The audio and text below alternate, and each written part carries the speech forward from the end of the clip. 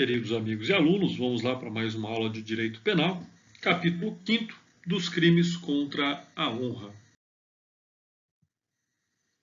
Nós temos aí, nesta nossa análise preliminar dos crimes contra a honra, nós temos que, de início, conceituar aquilo que é honra. Então, nos termos da doutrina, nós temos que honra é a faculdade de apreciação ou senso que se faz acerca da autoridade moral de uma pessoa, consistente na sua honestidade, no seu bom comportamento, na sua respeitabilidade no seio social, na sua correção moral, enfim, na sua postura calcada nos bons costumes. Essa apreciação envolve sempre aspectos positivos ou virtudes do ser humano, sendo incompatível com defeitos e más posturas. Embora não se trate de um conceito absoluto, ou seja, uma pessoa, por pior conduta que possua em determinado aspecto, pode manter-se honrada em outras facetas da sua vida. Honra não pode ser, pois, um conceito fechado, mas sempre depende de caso concreto e do ângulo que se está adotando. Não é demais ressaltar ainda que a sua importância está vinculada à estima de que gozam as pessoas dignas e probas no seio da comunidade onde vivem. E quem é estimado e respeitado por sua figura e por seus atos, encontra-se na paz interior, tornando-se mais feliz e equilibrado para comportar-se de acordo com os mandamentos jurídicos.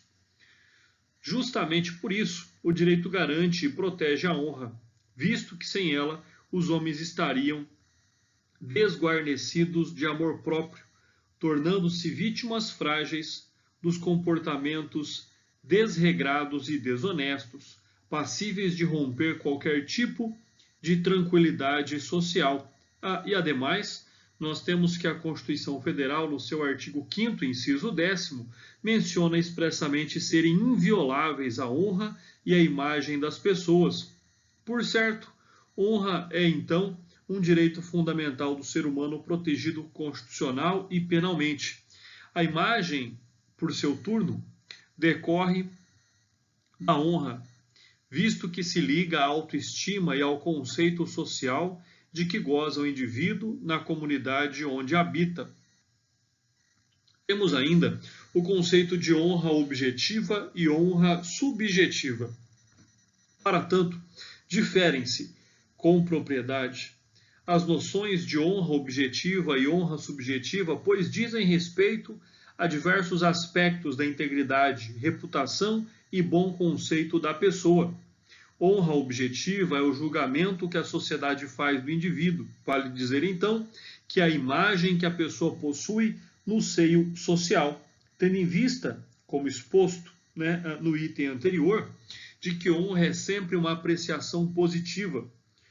A honra objetiva é a boa imagem que o sujeito possui diante de terceiros, enquanto a honra subjetiva é o julgamento que o indivíduo faz de si mesmo, ou seja, é um sentimento de autoestima, de autoimagem, e é inequívoco que cada ser humano tem uma opinião afirmativa e construtiva de si mesmo, considerando-se honesto, trabalhador, responsável, inteligente, bonito, leal, entre outros atributos.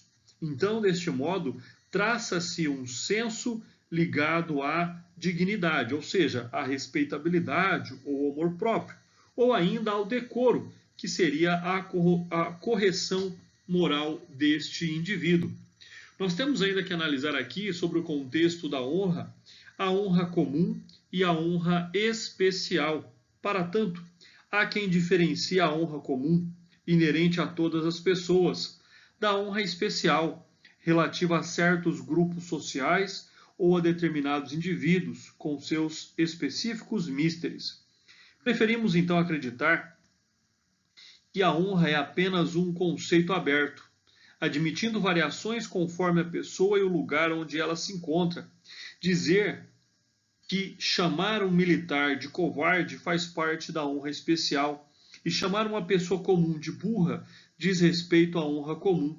É apenas uma tentativa de classificar os diversos aspectos do mesmo fenômeno, isto é, conforme o momento, o local e o cenário, a pecha atribuída a alguém pode surtir efeito ou não. E mais, pode surtir maior ou menor efeito. Uma pessoa alistada no exército contra a sua vontade pode ser considerada e pode receber ali o chamamento de covarde como uma ofensa. Justamente porque detesta a sua atual condição de militar. De outra sorte, em que pese ser atributo positivo de todos a inteligência, chamar um cientista de burro pode soar muito mais forte do que representaria a um trabalhador rural em sua atividade mecânica de colheita. Assim, consideramos que inexiste distinção entre honra comum e honra especial, mas tão somente um conceito aberto de honra que ganha contornos especiais de acordo com a específica situação vivenciada pela vítima. E aí, então, citamos a jurisprudência do STF.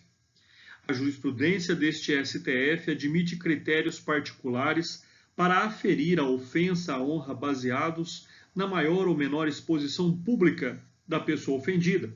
Ao dedicar-se à militância política, o homem público aceita a inevitável aplicação do que a doutrina italiana costuma chamar de zona de illuminabitate, resignando-se a uma maior exposição de sua vida e de sua personalidade aos comentários e à valoração do público, em particular de seus adversários. Então fica aí essas considerações iniciais sobre o conceito da honra, a honra objetiva, honra subjetiva, honra comum e honra especial.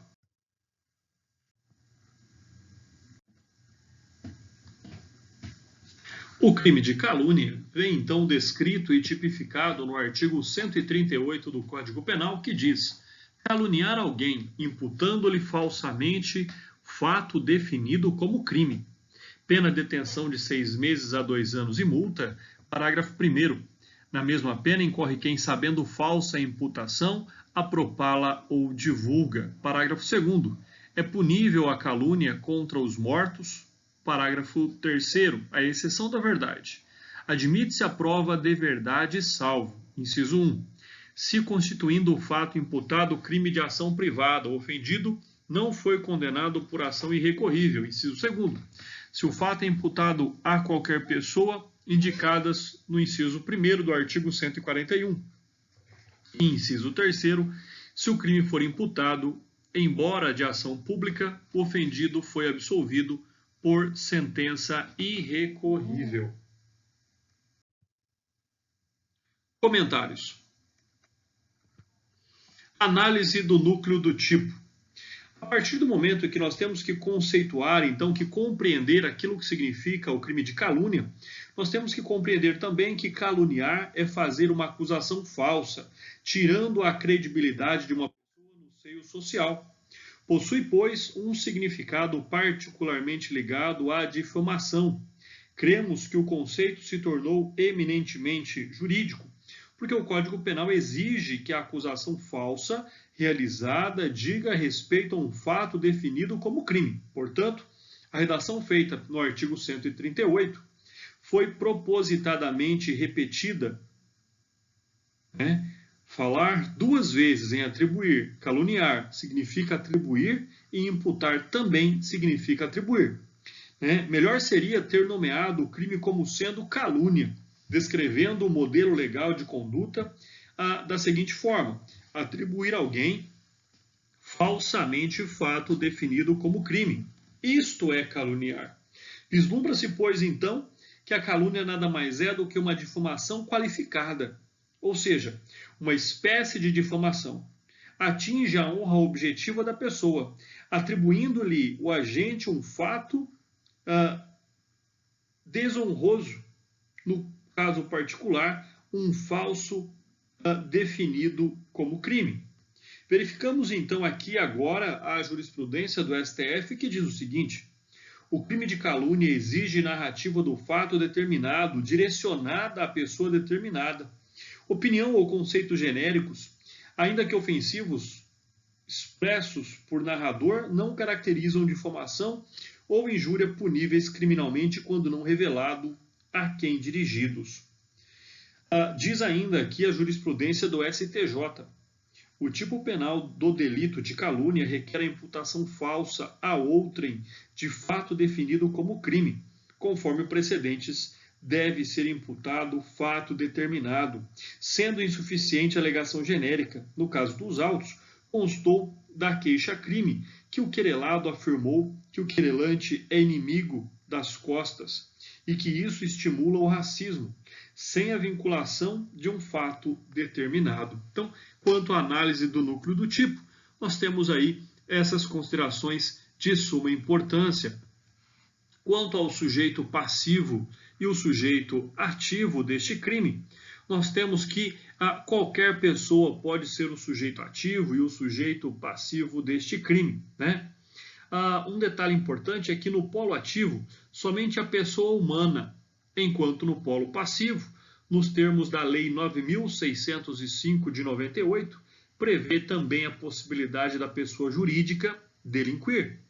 Pode-se considerar também esta pessoa, embora apenas em casos relativos a crimes contra o meio ambiente. Via de regra, então, qualquer pessoa pode ser o sujeito ativo e o sujeito passivo deste crime, né? Inclusive, como sujeito passivo também a pessoa jurídica, e na condição de sujeito ativo, poderia a pessoa jurídica ser o sujeito ativo deste crime, nos termos elencados pela Lei 9.605 de 98, que é a lei, na verdade, dos crimes ambientais. Pessoa humana e pessoa jurídica como sujeito passivo. Nós temos, quanto a este tema, na doutrina e na jurisprudência, a quais sustentam que somente a pessoa humana pode ser o sujeito passivo dos crimes contra a honra. O argumento principal consiste no fato de que esses delitos estão inseridos no contexto do crime contra a pessoa, traduzindo-se a termo alguém exclusivamente como pessoa humana. Ora, com a devida vênia, nós temos que discordar deste tópico, né? Visto que não se vislumbra razoabilidade nisso. Primeiramente, é preciso destacar que, conforme o tipo penal, o termo alguém pode ser considerado apenas como pessoa humana, como ocorre com o homicídio, embora, em outros casos, como acontece com a calúnia e a difamação, seja possível considerar também a pessoa jurídica em segundo lugar. Não é porque os tipos penais dos crimes contra a honra estão inseridos no título dos delitos contra a pessoa que necessariamente devem voltar-se à proteção de pessoas físicas. Os crimes de violação de domicílio, violação de segredo profissional, violação de correspondência, entre outros, estão inseridos no mesmo título, mas podem ter também como sujeito passivo a pessoa jurídica. Pessoas consideradas desonradas.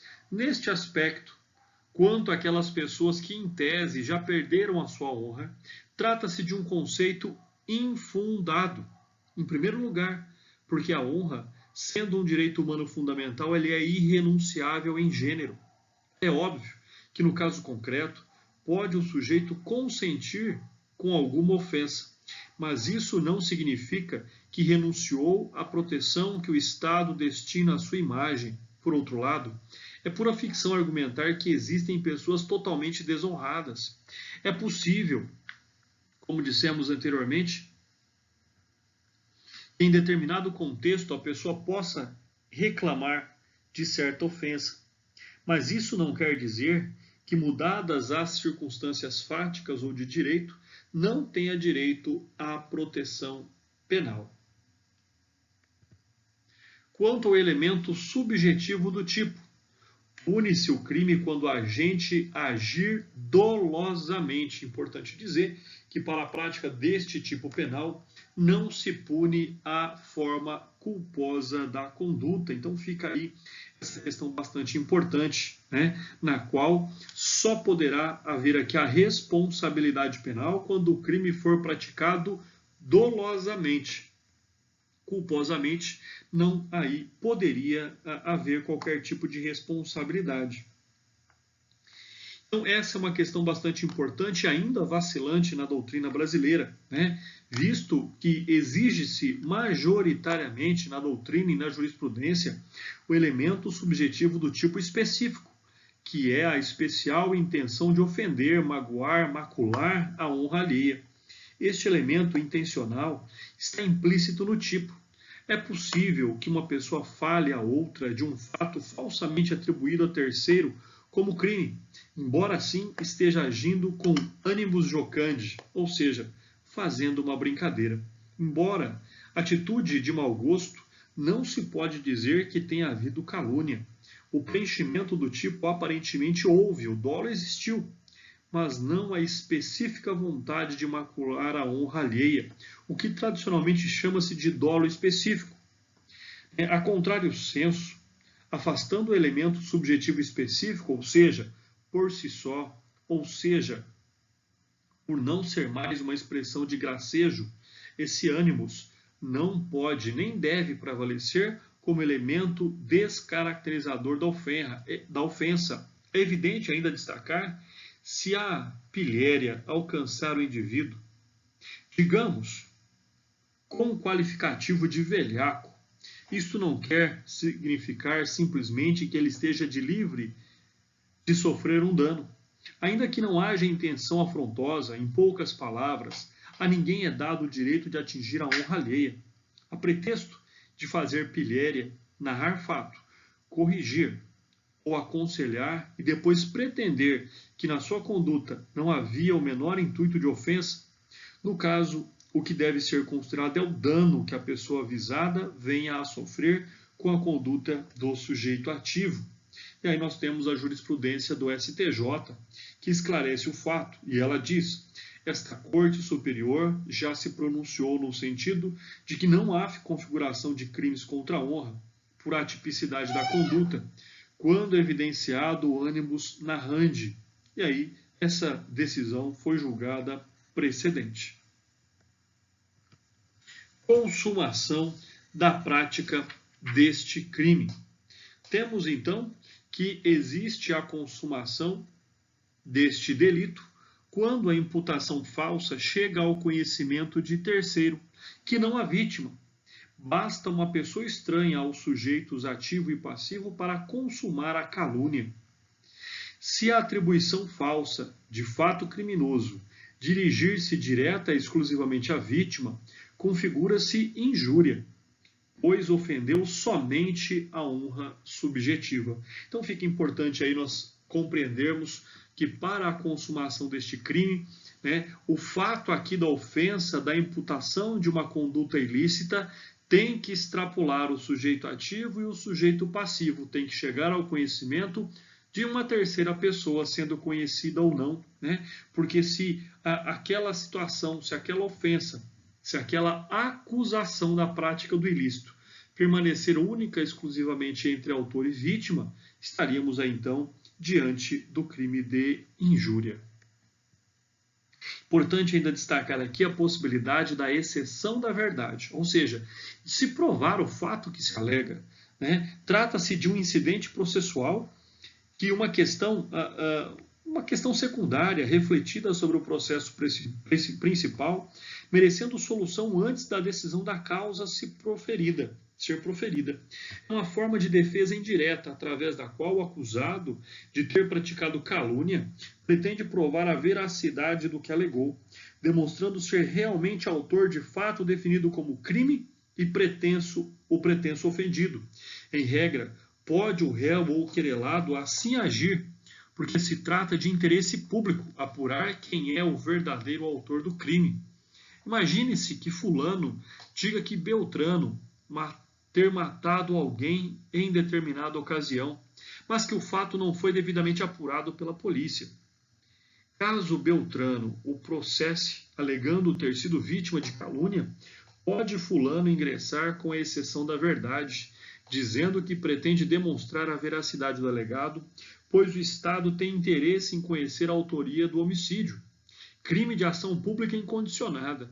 Além disso, se falou a verdade. Na mesma está, então, preenchido o tipo penal. Imputar falsamente fato definido como crime, ou seja, se o fato não é definido como crime, ou se não imputou-se falsamente, mas imputou-se verdadeiramente fato definido como crime, não estaria, então, configurado o delito em análise.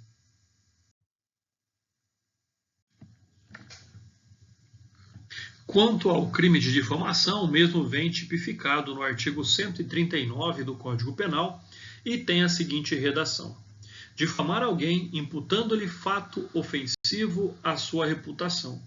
Pena de detenção de 3 meses a 1 ano e multa. E aí também a este tipo penal cabe aqui a exceção da verdade, conforme expresso no parágrafo único, que diz: a exceção da verdade somente se admite se o ofendido é funcionário público e a ofensa é relativa ao exercício de suas funções. Análise do núcleo do tipo.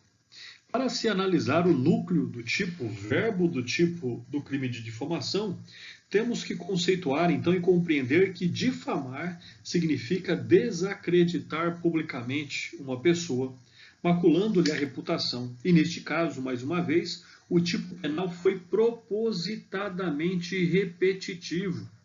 Difamar já significa imputar algo desairoso a outrem. Embora a descrição abstrata feita pelo legislador tenha deixado claro que, no contexto do crime do artigo 139, não se trata de qualquer fato inconveniente ou negativo, mas sim um fato ofensivo à sua reputação.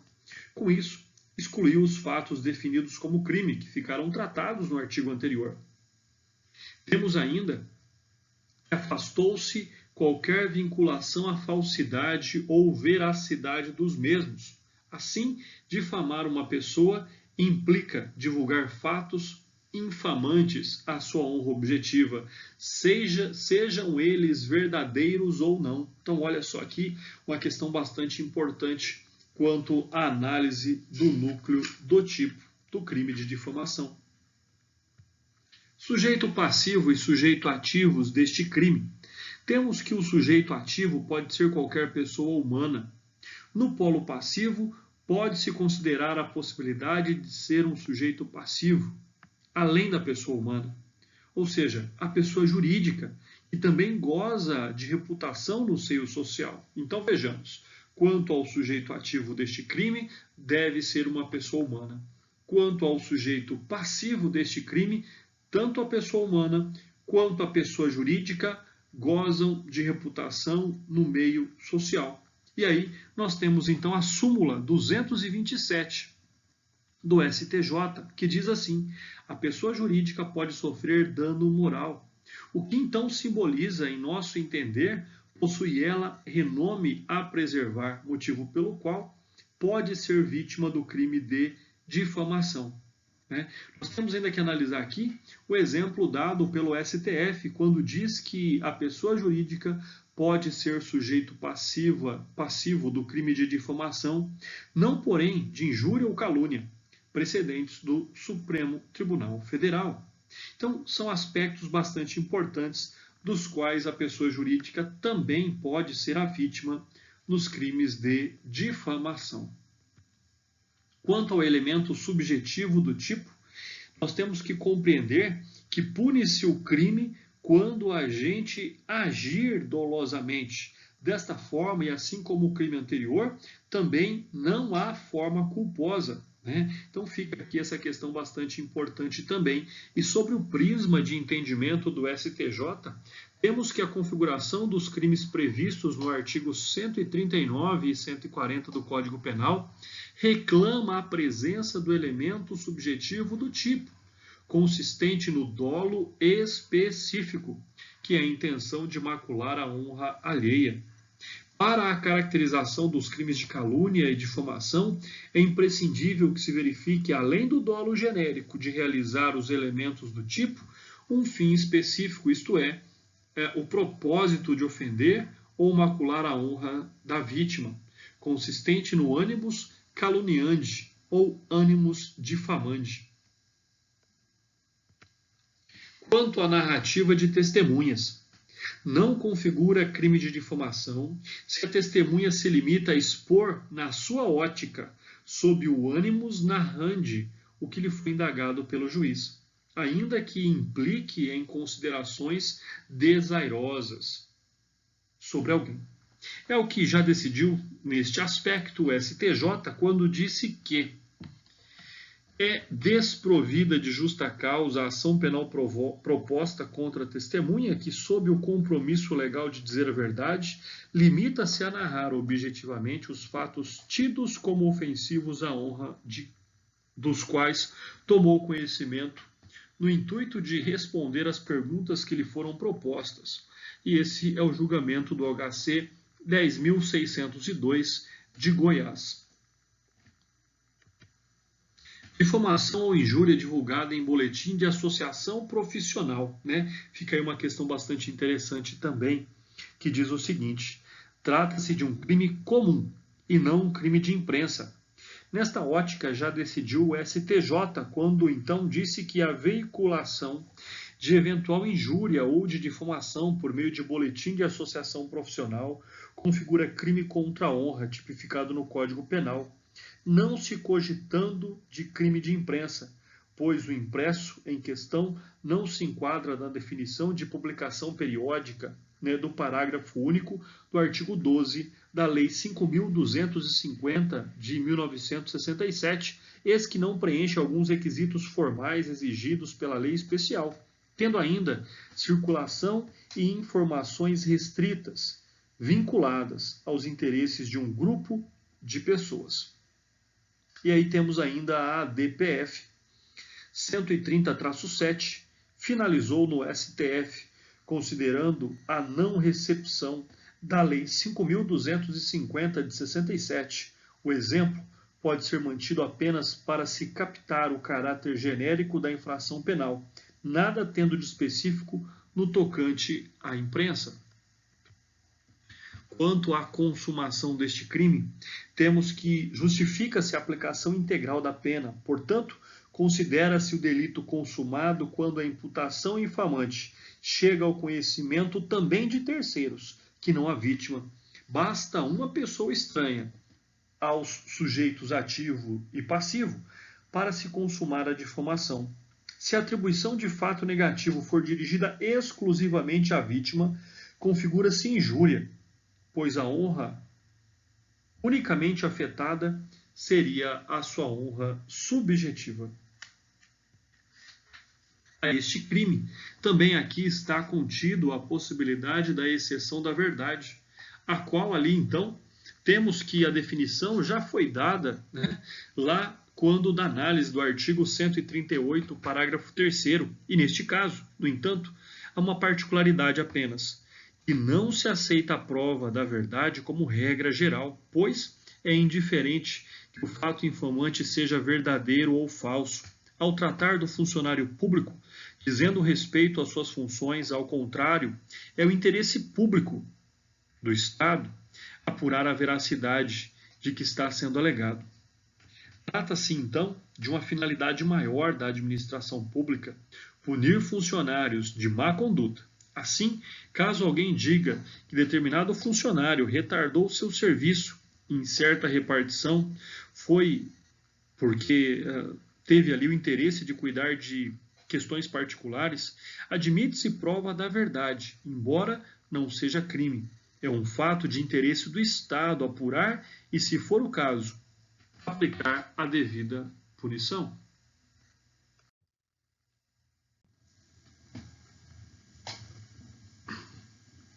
Quanto ao crime de injúria, o mesmo vem encapsulado no artigo 140 do Código Penal e tem a seguinte redação: injuriar alguém ofendendo-lhe a dignidade ou decoro, pena de detenção de 1 a 6 meses ou multa, parágrafo único.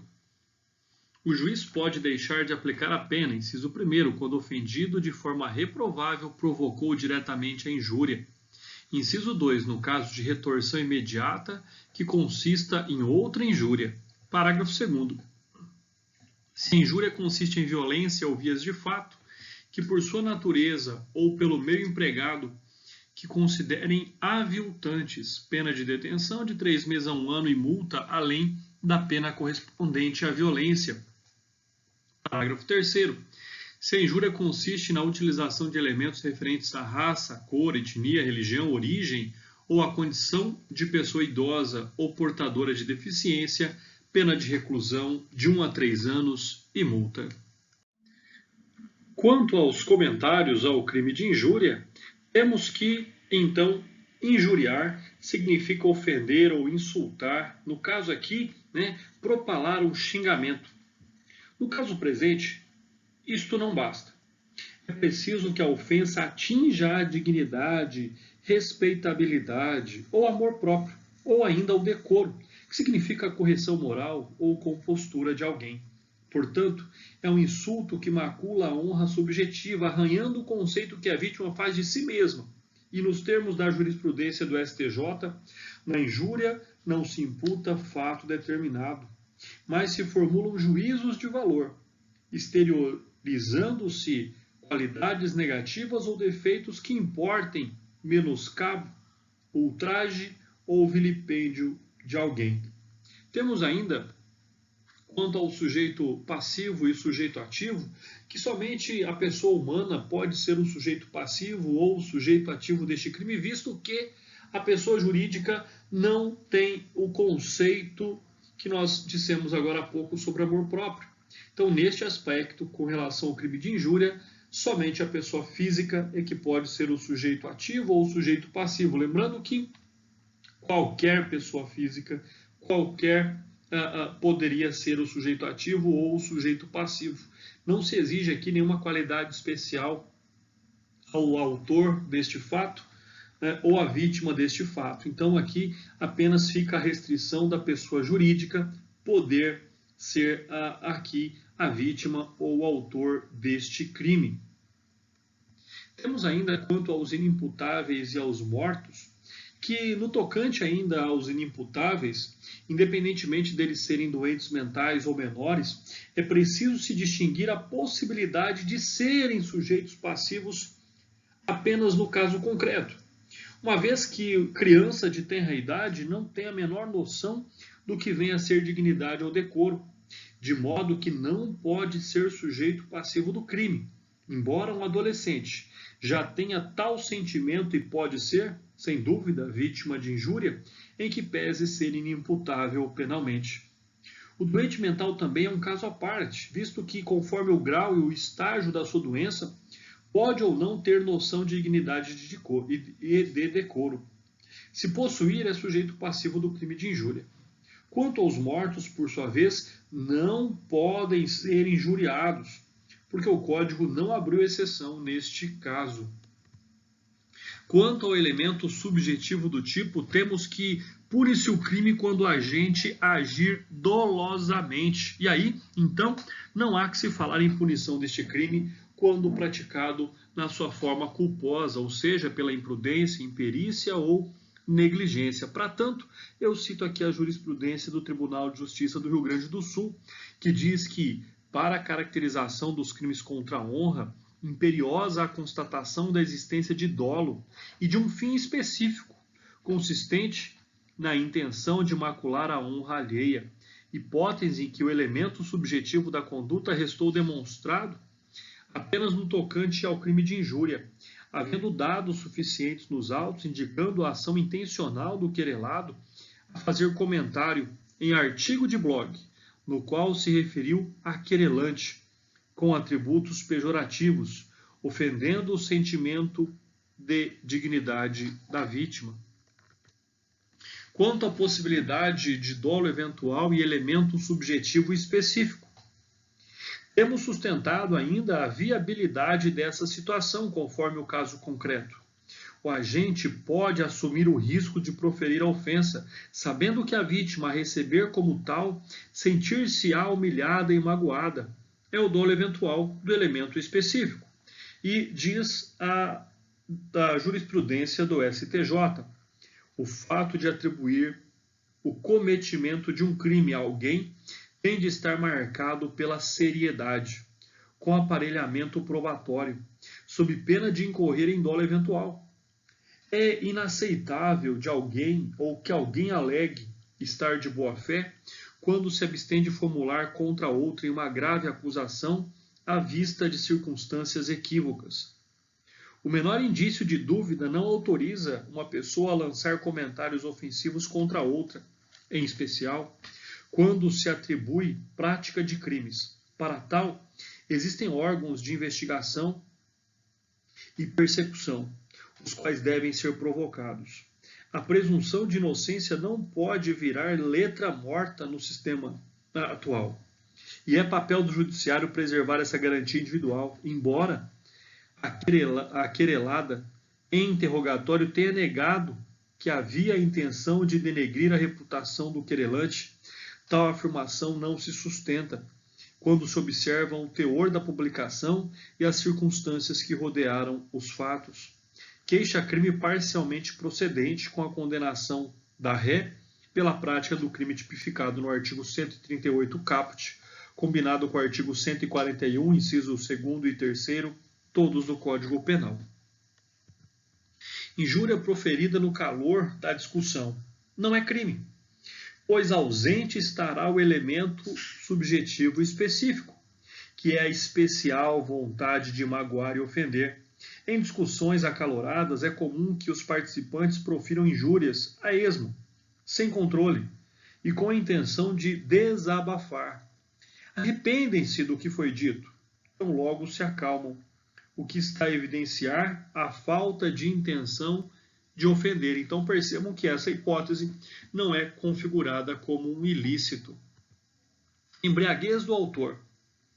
Em princípio, conforme dispõe lá o artigo 28, inciso 2º do Código Penal, não se afasta a responsabilidade penal. Pode-se eleger a teoria da actio libera causa, ou mesmo uma forma de responsabilidade penal objetiva em face do uso do álcool. No entanto, é fundamental captar o grau de embriaguez e, se incompleta, pode-se sustentar a prática da injúria, desde que detectado o ânimos injuriante. Se completa, cremos ser inviável aceitar a prática de crime de ofensa à honra, pois a consciência do agente está obnubilada. Portanto, é preciso analisar o caso concreto. Na jurisprudência do STJ, temos que, segundo a jurisprudência deste Tribunal Superior, para a configuração do crime previsto nos artigos 139 e 140, ambos do Código Penal, difamação e injúria, é necessária a presença do elemento subjetivo do tipo consistente no dolo específico, que é a intenção de ofender a honra alheia. As instâncias ordinárias, soberanas na análise dos fatos e provas, entenderam que as expressões utilizadas pela ré demonstram a presença do ânimos injuriante, não havendo falar em ausência de dolo específico. Então, nos termos do artigo 28, inciso 2º do Código Penal, é disso que a embriaguez voluntária ou culposa do agente não exclui a culpabilidade, sendo ele responsável pelos seus atos, mesmo que ao tempo da ação ou da omissão era inteiramente incapaz de entender o caráter lícito do fato ou de determinar-se de acordo com esse entendimento. Aplica-se aqui a teoria da actio libera causa, ou seja, considera-se imputável quem se coloca em estado de inconsciência ou de incapacidade de autocontrole de forma dolosa ou culposa e nessa situação comete então o delito. Quanto à consumação deste crime, temos que este delito se consuma quando a ofensa chega ao conhecimento da vítima, não sendo necessário que terceiro dela tome conhecimento. Quanto à exceção da verdade, é inadmissível, pois não se pode pretender provar um insulto ou uma afronta. A mágoa gerada subjetivamente é impossível de ser judicialmente desmentida. Seria esdrúxula a possibilidade de alguém que chamou outra pessoa de imbecil ter condições legais de provar tal afirmativa. Transformar-se-ia o judiciário num palco inesgotável de provas ilógicas e impossíveis, pois a ninguém é dado o direito de emitir opiniões negativas acerca de outras pessoas. Quanto à possibilidade do perdão judicial,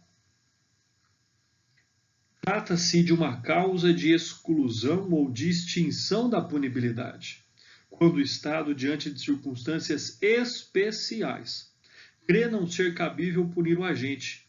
É indispensável que o perdão judicial esteja previsto expressamente em lei, como é o caso presente, pois uma vez configurado o crime, a pena seria indeclinável. Segundo a orientação dominante atualmente, a decisão que concede o perdão é declaratória de extinção da punibilidade, e não representando qualquer ônus primário ou secundário para o réu. Então é possível, e este perdão seria então um perdão pleno, como diz aqui ao final, né, da nossa análise, não representando qualquer ônus primário ou secundário para o réu. Quanto à retorção imediata, é uma modalidade anômala de legítima defesa. Quem foi ofendido devolve a ofensa. Mais uma vez, embora não seja lícita a conduta, pois a legítima defesa destina-se exclusivamente a fazer cessar a agressão injusta, que no caso da injúria já ocorreu, é preciso ressaltar que o ofendido tem em mente devolver a ofensa para livrar-se da pecha a ele dirigida. Trata-se de uma maneira comum dos seres humanos sentirem-se recompensados por insultos recebidos. A devolução do ultraje acaba internamente, compensando a quem produz. Por isso, o Estado acaba perdoando o agressor. Quanto à forma qualificada da prática do crime de injúria, temos que a violência implica na ofensa à integridade corporal de alguém, enquanto a via de fato representa uma forma de violência que não chega a lesionar a integridade física ou a saúde de uma pessoa. Um tapa pode produzir um corte no lábio da vítima, configurando violência, mas pode também não deixar ferimento, representando a via de fato. É possível que o agente prefira produzir um insulto dessa forma, do que, aliás, é igualmente infamante. Neste caso, se tiver havido violência, há concurso de injúria com o delito de lesões corporais, circunscrevendo-se unicamente as vias de fato, fica a contravenção absorvida pela injúria, chamada então injúria real. Há um caso em comento, ainda há que se questionar, ainda há que se expor que existe aqui ainda a figura racial e o racismo, os quais, nos termos do artigo 5º, inciso 42 da Constituição Federal, preceitua que a prática do racismo constitui crime inafiançável e imprescritível, sujeito à pena de reclusão nos termos da lei. O racismo é uma forma de pensamento que teoriza a respeito da existência de seres humanos divididos em raças, em face de suas características somáticas, bem como conforme sua ascendência comum. A partir dessa separação, apregou a superioridade de uns sobre os outros, em atitude autenticamente preconceituosa e discriminatória. Vários estragos o racismo já causou à humanidade, em diversos lugares, muitas vezes impulsionando ao extermínio de milhares de seres humanos, a pretexto de serem inferiores, motivo pelo qual não merecem viver. Temos ainda aqui a se dizer sobre a jurisprudência do Tribunal de Justiça do Rio Grande do Norte, crime de injúria qualificada pela utilização de elementos referentes à raça, cor, etnia, religião, origem ou a condição de pessoa idosa ou portadora de deficiência, sentença condenatória, apelação criminal, prejudicial de mérito quanto à prescrição da pretensão punitiva do Estado na modalidade retroativa suscitada pelo Ministério Público, acolhimento, trânsito em julgado para acusação, prazo prescricional regido pela pena em concreto, pena fixada de 1 ano e 6 meses de reclusão, lapso temporal entre a data da revogação da suspensão condicional do processo, que interrompeu o prazo prescricional, e a data da publicação da sentença superior a 4 anos, extinção da punibilidade do delito que se impõe. Mérito: pretensa absolvição por ausência de provas. Prejudicado, em razão da prescrição. Recurso prejudicado. Consonância com o parecer da 11ª Promotora de Justiça da Comarca de Natal, em substituição legal à 5ª Promotoria de Justiça. Ainda aqui que se dizer sobre a injúria qualificada contra idoso ou deficiente. E aí, então, existe o Estatuto do Idoso, a Lei 10.741 de 2003, que introduziu mais 2 formas de qualificação da injúria, a idade e a deficiência física ou mental, buscando de modo positivo o mais profundo respeito que se deve ter tanto com relação à pessoa maior de 60 anos, como no tocante ao portador de deficiência física ou mental. Foram feitas alterações mencionadas assim, gracejos inoportunos, humilhantes e degradantes contra idosos e deficientes devem ser mais severamente punidos. Injúria ainda qualificada e a religião. Diferença entre o crime de discriminação racial ou religiosa e a injúria qualificada concentra-se na intenção do agente e no número de vítimas atingidas. Para tanto, analisemos aqui a jurisprudência do STJ. A diferenciação entre o delito de discriminação religiosa e a injúria qualificada reside no elemento volitivo do agente. Se a intenção for ofender número indeterminado de pessoas ou ainda traçar perfil depreciativo ou segregador de todos os frequentadores de determinada igreja, o crime será discriminação religiosa, conforme preceitou o artigo 20 da Lei 7.716 de 89. Contudo, se o objetivo for apenas atacar a honra de alguém, valendo-se para tanto de sua crença religiosa, meio intensificador da ofensa, caracteriza-se neste caso o delito de injúria, disciplinado no artigo 140, parágrafo 3º do Código Penal.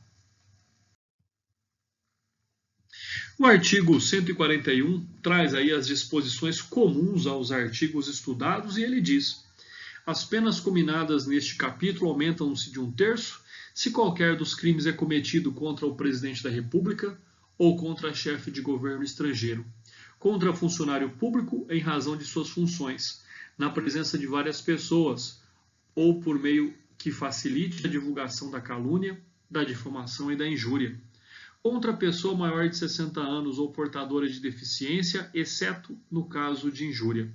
Parágrafo 1º. Se o crime é cometido mediante paga ou promessa de recompensa, aplica-se a pena em dobro. Quanto à exclusão do crime, vem lá descrito no artigo 142, que diz: não constitui injúria ou difamação punível a ofensa irrogada em juízo, na discussão da causa, pela parte ou por seu procurador. A opinião desfavorável da crítica literária, artística ou científica, salvo quando inequívoca a intenção de injuriar ou difamar. O conceito desfavorável emitido por funcionário público, em apreciação ou informação que preste no cumprimento de dever do ofício. Parágrafo único. Nos casos dos incisos 1 e 3, responde pela injúria ou pela difamação quem lhe dá publicidade também. E por fim, artigos 143, 144 e 145 tratam da retratação, que diz o querelado que antes da sentença se retrata cabalmente da calúnia ou da difamação, fica isento de pena. Parágrafo único.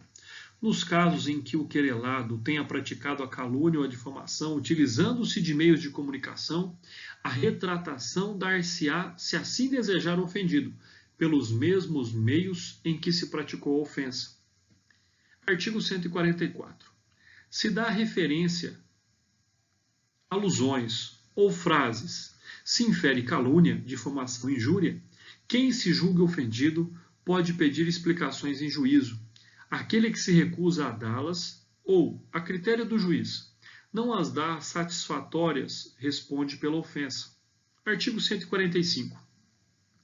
Nos crimes previstos neste capítulo, somente se procede mediante queixa, salvo quando no caso da hipótese do artigo 140, parágrafo 2º, ou se da violência resulta lesão corporal.